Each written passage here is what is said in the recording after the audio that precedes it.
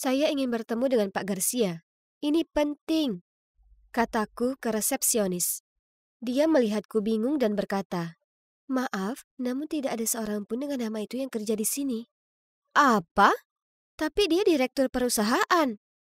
Resepsionis menatap bingung padaku. Lalu dengan tegas berkata, "Saya minta maaf, tapi tak seorang pun dengan nama itu kerja di sini. Mungkin Anda salah gedung?" "Baiklah, jika dia tak mau membantuku maka akan kutemukan dia sendiri." "Nona, tunggu. Anda tak diperbolehkan ke sana." Sayangnya, aku belum begitu jauh saat dua penjaga segera datang dan menarikku keluar. Saat berusaha melepaskan diri, aku berteriak, "Ini konyol! Aku ini pacar direkturmu!" Tiba-tiba, seorang pria bertampang pintar muncul di depanku dan dengan tenang berkata, "Nyonya, apa Anda mencari Austin Garcia?" "Ya," aku mengangguk.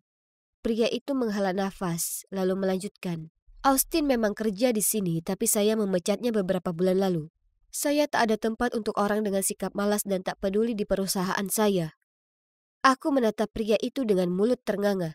Oh tidak, jadi dia itu direkturnya, bukan Austin. Jadi, pacarku sudah membohongiku sejak awal? Saat para penjaga menuntutku keluar gedung, kulihat orang-orang melongo padaku. Dan tak sengaja ku dengar salah satu dari mereka berkata, "Ya Tuhan, cewek lugu lainnya yang tertipu?" Ini tak mungkin terjadi padaku. Austin itu pacarku yang tampan, kaya, dan sangat sukses. Pasti ada kesalahan. Dia tak mungkin menipuku. Ya kan? Aku sedang tunjukkan ke Sarah teman kontrakanku tas karya desainer yang dibelikan Austin untukku. Ketika Austin masuk ke ruangan dan rebahan di sofa. "Oke, jadi ada apa dengan tampangnya yang murung?"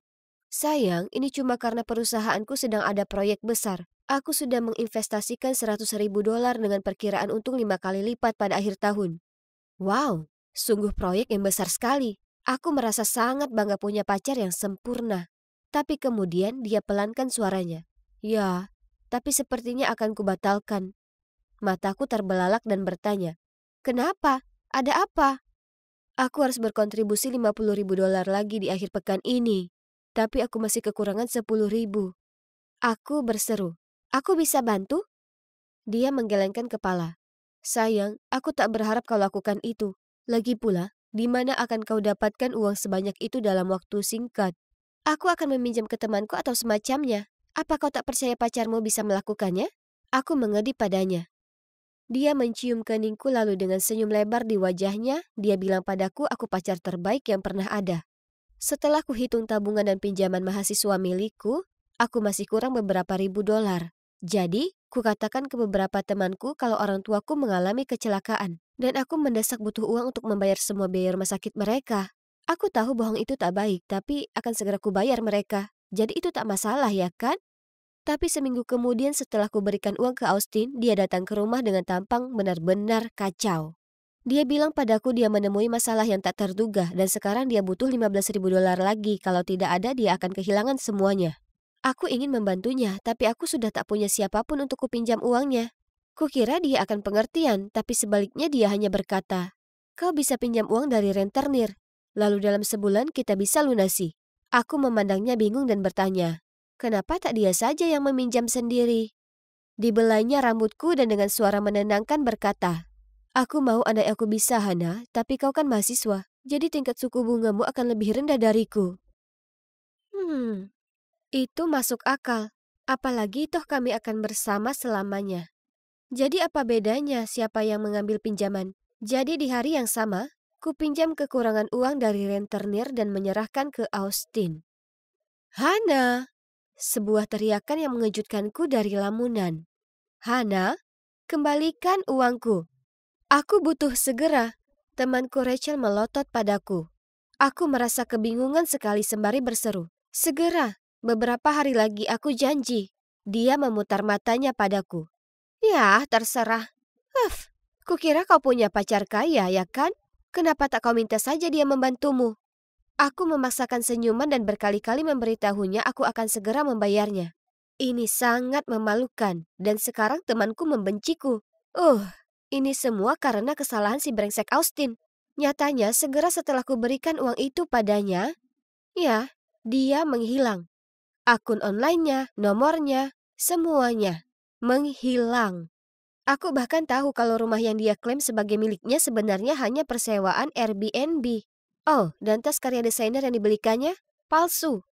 Keesokan harinya aku berjalan menuju perkuliahanku saat ku dengar dua cewek saling bicara. Hana berhutang banyak uang ke orang-orang tapi tak mau bayar. Bukankah dia selalu membual kalau punya pacar kaya? Aku menundukkan kepala dan bergegas melewati mereka. Ini sangat memalukan. Aku harus cari cara untuk temukan si brengsek Austin itu dan membuatnya mengembalikan uangku. Oh, siapa itu? Mungkin itu Austin dengan penjelasan yang sangat masuk akal untuk semuanya. Aku lari ke pintu dan membukanya. Oh, cuma seorang cewek asing. Di mana Austin? Bilang padanya untuk keluar sekarang. Dia membentak. Dan kamu siapa? Korbannya. Dia menipuku untuk memberinya semua tabunganku. Dia mendorongku dan merangsek masuk ke dalam. Austin, berhentilah sembunyi dariku dan keluar. Aku menarik lengan cewek ini dan bertanya, tunggu dulu, dia juga menipumu? Dia membelalakan mata padaku. Ya ampun, Austin benar-benar penipu yang ulung. Setelahnya, kami duduk dan dia menjelaskan semuanya. Ternyata panggilannya Lia, dan Austin menipunya sebesar $50.000. Ya Tuhan, itu uang yang sangat banyak. Austin benar-benar brengsek. Tiba-tiba teman kontrakanku Sarah dan pacarnya Weston masuk. Hei lihat, aku memenangkan Tales of Suspense Vol 39 di taruhan balap kuda kapan hari. Kau tahu, ini sangat langka. Weston sangat bersemangat menunjukkan Sarah komik barunya yang berharga. Sementara aku terpaksa tersenyum ke mereka berdua, lalu dengan cepat menarik Lia ke atas ke kamarku. Tak mungkin aku mau Sarah tahu kalau aku telah ditipu. Memasuki kamarku, Lia tiba-tiba berkata, Hei, kau ingin uangmu kembali? Aku mengangguk. Tentu saja, tapi sekarang aku bahkan tak tahu di mana dia. Dia tersenyum licik saat memberitahuku kalau Austin sangat suka Marvel Universe dan komik western itu bisa dipakai untuk memancingnya. Jadi kami turun ke bawah, menunggu Sarah pergi ke ruangan lainnya, lalu meminta tolong pada Weston. Awalnya dia menolak, tapi kemudian kami tawarkan untuk membagi uangnya jadi 3. Akhirnya Weston setuju dan berkata, permainan dimulai. Sebagai permulaan, Weston mempostingnya ke marketplace buku komik setengah harga dari harga aslinya. Cuma $150.000. Tak mengherankan, tak lama kemudian Austin si ular itu menyelinap masuk ke pesannya. Bagus sekali. Kami tiba di titik pertemuan lebih awal dan sembunyi di balik semak-semak. 30 menit kemudian, dan Austin masih belum muncul, dan lenganku sudah mati rasa. Aduh, aku berbisik ke Lea. Apa menurutmu rencana kita bocor? Dia mencengkram bahuku dan menyuruhku diam. Austin sudah datang. Butuh waktu lama sekali untuknya memeriksa buku itu, sangat teliti. Saat mereka selesai transaksi, aku lompat keluar dari semak-semak dan berteriak. Austin, di situ kau rupanya. Mana uangku? Matanya membelalak ketakutan, dan dengan cepat dia berusaha untuk kabur. Tapi Lia melompat keluar di depannya. Dia mencibir lalu menggulung lengan bajunya, melangkah menuju ke arahnya. Tak ada tempat untukmu lari, bajingan. Austin ketakutan lalu melangkah mundur. Kemudian aku lari ke belakangnya dan merebut komik dari tangannya. Girls, dengar, aku... Dia berubah pucat dan langsung berbalik dan segera pergi. Dia bahkan kehilangan sebelah sepatunya di jalan, tapi tak berani berhenti untuk mengambilnya. Itu sangat lucu melihatnya tertati-tati.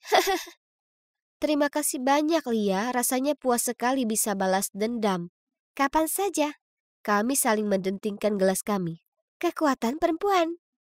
Ah, kepalaku terasa sakit sekali. Di mana Lia? Kurasa dia sudah pulang. Aku mendekati lemariku. Di mana tas ransel yang berisi uang di dalamnya? Dengan panik aku mengobrak-abrik kamarku untuk mencarinya. Apa mungkin? Aku menelpon Lia, tapi tak ada jawaban.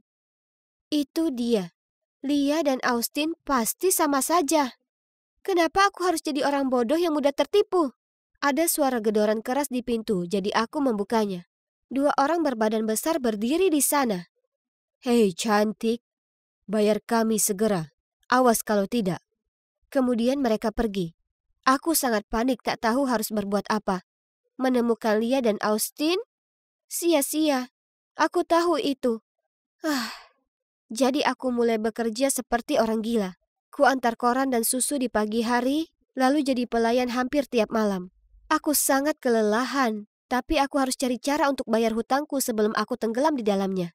Kemudian Sarah turun ke bawah, menemukan aku tertidur di atas roti bakarku. Dengan lembut dia menggoyangkanku bangun, lalu memberitahuku dia punya posisi magang untukku di rumah sakit pamannya. Yeay, terima kasih Sarah, kau yang terbaik. Hari pertama pekerjaan baruku berjalan lancar, jadi aku memutuskan menghadiahi diriku sendiri dengan bagel dan coklat panas di kantin.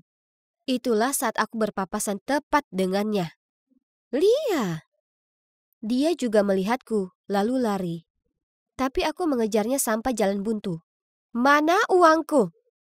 Aku tak bermaksud melakukan itu. Aku minta maaf. Dia menangis terseduh. Kemudian dia cerita padaku kalau malam di mana kami merayakan, dia menerima kabar buruk. Kakaknya kecelakaan dan butuh operasi darurat. Panik, diambilnya uang itu untuk biaya rumah sakit. Apa kau menipuku? Ini 100% benar. Dia menyeka air matanya. Mungkin aku sedikit merasa kasihan padanya, tapi tidak. Apa yang dia lakukan itu tak keren. Lagi pula, bisa saja dia membohongiku. Maksudku, aku juga memakai alasan keluargaku sakit untuk meminjam uang dari temanku. Jadi, kuseret dia ke resepsionis untuk memeriksa. Ternyata dia mengatakan yang sebenarnya. Kakaknya sedang koma dan biayanya jelas sangat mahal. Apa yang dia lakukan itu buruk, tapi dia satu-satunya yang kakaknya punya. Jadi kurasa aku cukup paham kenapa dia lakukan itu. Jadi, sepertinya aku harus terus kerja keras untuk sekarang ini. Akhir pekan itu aku hendak berangkat kerja. Saat kubuka pintu mendapati tukang tagih itu datang lagi. Mereka merangsek masuk melewatiku dan mulai mengambil barang-barang berharga. Ku teriaki mereka agar berhenti dan bahwa aku akan segera berikan uang mereka. Tapi mereka tak mau dengar. Kemudian dia mengambil laptop Sarah. Oh tidak! Tepat pada saat itu, Lia muncul dan menyuruh mereka untuk berhenti saat itu juga. Kemudian dia lanjut membayar mereka sejumlah yang kuhutang. Hah? Apa? Bagaimana dia bisa punya uang? Nah, ternyata kakak Lia terbangun dari komanya. Mereka berbincang dan mengetahui bahwa penelitian khususnya baru saja menangkan hadiah pertama di kompetisi nasional. Jadi, kakaknya memberinya uang hadiah itu dan menyuruhnya membayar hutangku. Aku senang sekali, sampai aku memeluknya dan terus mengatakan terima kasih. Sekarang aku bebas hutang. Phew, akhirnya aku bisa bayar hutang ke temanku dan lupakan semua ini. Hah? Apa itu tadi? Kami berdua melihat keluar. Bukankah itu Austin? Tapi kenapa tampak sangat kelelahan? Oh, ternyata ada 5 gadis berwajah marah sedang mengejarnya. Kulihat ke arah Lia, lalu kami berdua tertawa terbahak-bahak. Dan itulah kawan yang namanya Karma.